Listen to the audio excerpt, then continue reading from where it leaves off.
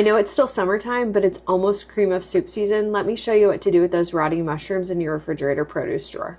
Don't actually use rotten mushrooms, use fresh ones. I just had to make a joke and I just realized I came off way wrong. Our toddler's already in bed, so I'm trying to be extra quiet, but we do have to make a little bit of noise. One thing on my fancy kitchen tool wish list is an actual food processor. This Ninja has done the job for me for a lot of years. We're gonna use this like it's a food processor. If you have one of these, it'll work just fine. You could cut up all your mushrooms by hand. I'm not going to take that amount of time. It is past my bedtime already, so I'm just going to take off the icky end off of the stem, and I'm dropping all of my mushrooms. These are cleaned mushrooms. I did wipe them off. Any that were really dirty, I did run under some water. If you run them under water, make sure you get them really, really nice and dry. If you add more moisture to mushrooms, you're going to be cooking these for a lot longer, and you're not going to get it done before your bedtime. Speaking from experience. Can you please be quiet? Don't want to blend these too much or else they'll just become mushroom paste. You're looking for a consistent size. That's wonderful consistency there. So that was maybe 10 pulses in this food processor. If you have a higher powered food processor, it might only take you a couple of pulses. This is the size of mushroom pieces that you're looking for this soup. You'll need 2 to 3 cloves of garlic. These are 2 gigantic cloves, so they're gonna work just fine. Take off the end piece and then just mince these up finely. You could definitely use garlic if you wanted to skip a step. I just really like fresh garlic in this recipe if I have it. I prefer a lot of onion flavor in my cream of mushroom soups. When I'm mincing onion, I totally should not be giving any type of knife skills advice, but when I'm chopping onion, I like to cut it this way. I saw this a long time ago on the Food Network. I just think it's easier to get really fine little pieces. Turn everything like that. I'm just going to take a little bit here and then take care of this pile.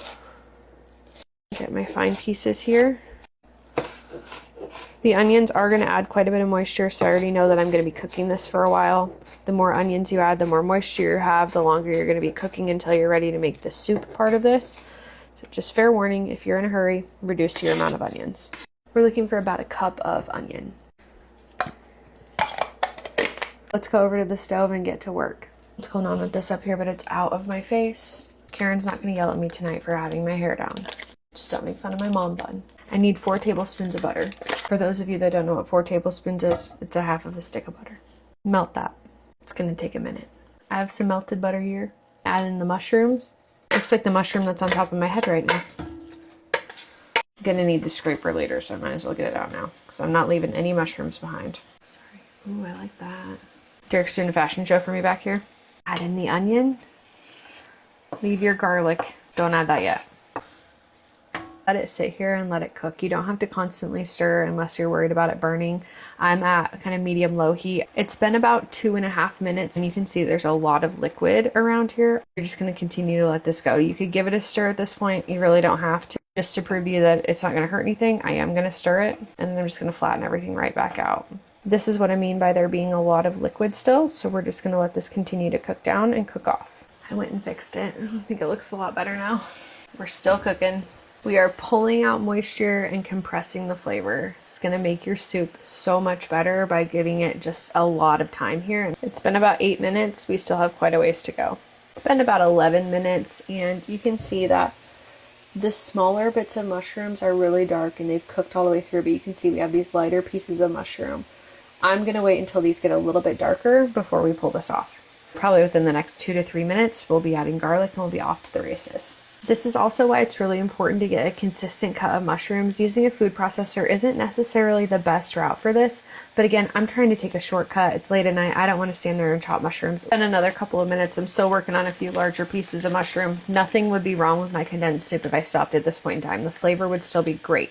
Just want it to be that much deeper, so I want to make sure everything is super consistent. I don't want any big mushroom pieces or like crunchy mushroom pieces when I put this into other dishes. Just about ready to get to the next step. So I'm going to add salt now, about a half a teaspoon. I like to go easier on salt in this soup because it's going to go into other dishes. I don't want the salt in this to be overpowering. I want it to add flavor, but I don't want it to overpower those dishes, and then I can salt those dishes to taste later on. But that's what we're looking for. There's still a few pieces in here that are a little bit lighter, but they've really darkened up quite a bit. Now it goes really fast, so make sure you're watching. Our garlic going in, this is going to cook for about 30 seconds until it's really nice and fragrant. Your kitchen is going to smell phenomenal, and you're going to want to eat some of this before you go to bed. Careful not to burn your garlic. We put in 4 tablespoons of flour, so we're putting in 4 tablespoons of flour, which is the, did I say flour twice? We put in 4 tablespoons of butter, so we're doing 4 tablespoons of flour, which is 1/4 of a cup. Mix that in, whisk it in, and then you're going to cook your flour for another 1 to 2 minutes. 16 ounces of heavy whipping cream. I should be clear, I'm not making a condensed soup. Oh, I probably should have done the chicken broth first. It's okay. Won't be the end of the world. And then 16 ounces of chicken broth. We want to bring this to a boil. I'm adding Worcestershire sauce to taste. A tablespoon. Start with a tablespoon and then adjust as you see fit. Stir this all together. If you were doing a condensed soup, I would do at least half of the liquid, if not even less. This is a wonderful time to taste for salt content. I'm pretty happy with where I'm at. Again, this is going to be a component in other dishes, so I don't want it to be too salty. I do want to add a little bit of pepper now, though. Just starting to boil. I'm going to keep stirring because I don't want any of this to burn. We're going to let this boil until it's nice and thick. Okay, I lied. A little bit more salt. I really want to try cream of celery. This week might be the week. And I have some celery in the refrigerator, and I know I'm not going to use all of that. So maybe tomorrow night will be night 2 of condensed cream of soups to get you ready for fall. I'm going to turn the heat off now because I am starting to have stuff stick to the bottom. So that's just an indicator for me that I'm probably reaching the thickness that I'm looking for. See how it's just dripping off and it's not running right off of my spoon and it's leaving the back of it coated? That's how we know that we're at the right consistency. Keep stirring for a few minutes here until everything is done boiling. It's no longer bubbly, and then I'm going to leave this on the stove to cool down until it's at a safe temperature to put in the refrigerator. I'm just going to leave this in the refrigerator until I'm tired of looking at it, and then I will portion it off into 4 bags that I'll put into the freezer. So I just split this into 4 equal parts based on however much I end up with. Usually ends up being somewhere around 8 ounces or so per bag. It might be more like 6 ounces per bag. Happy cream of soup season, and thanks for sticking around.